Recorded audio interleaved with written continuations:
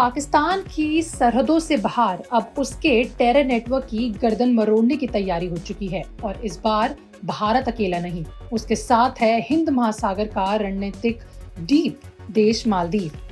देखिए, प्रधानमंत्री नरेंद्र मोदी 26 जुलाई साल 2025 से मालदीव के 2 दिन के दौरे पर हैं और ये दौरा सिर्फ कूटनीति औपचारिकता यानी कि डिप्लोमेटिक फॉर्मेलिटी नहीं बल्कि सीधा जवाब है पाकिस्तान के आतंक और ड्रग्स नेटवर्क को।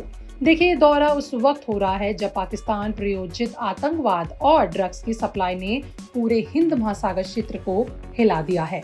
मालदीव के राष्ट्रपति मोहम्मद मुइज़ू ने खुद माना कि ड्रग्स का ये नेटवर्क उनके देश के लिए एक राष्ट्रीय आपदा बन चुका है और भारत पहले से जानता है कि ड्रग्स की सप्लाई से ये आतंकवाद को ऑक्सीजन मिलती है। और वहीं अब भारत और मालदीव साथ मिलकर इस नेटवर्क को तोड़ने की रणनीति पर काम कर रहे हैं। दौरे को विस्तार से समझें तो मालदीव भारत द्वारा शुरू किए गए कोलंबो सिक्योरिटी कॉन्क्लेव यानी कि CSC का हिस्सा है।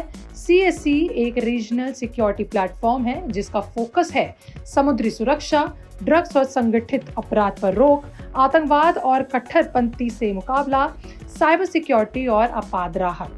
CSC में भारत, मालदीव, श्रीलंका, मॉरिशस जैसे देश मिलकर काम कर रहे हैं और अब ओमान व म्यांमार को जोड़ने की योजना है और ये कदम भारत के लिए रणनीतिक बढ़त साबित हो रहा है। देखिए, भारत के फायदे को लेकर बात करें तो इस यात्रा से भारत को कई अहम लाभ मिलने वाले हैं।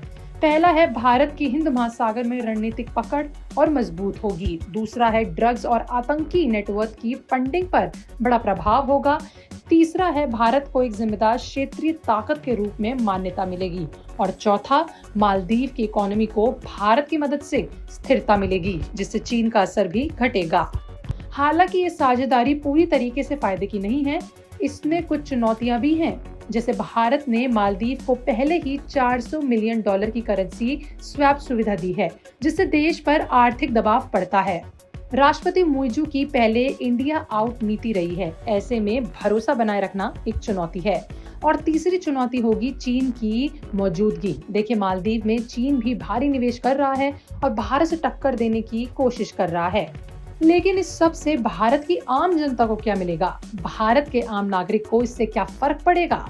देखिए, अगर ये साझेदारी काम करती है तो सीमा से दूर भी आतंक का खतरा कम होगा, ड्रग्स नेटवर्क की कमर टूटेगी और भारत की सुरक्षा नीति पहले से ज्यादा प्रभावशाली बनेगी।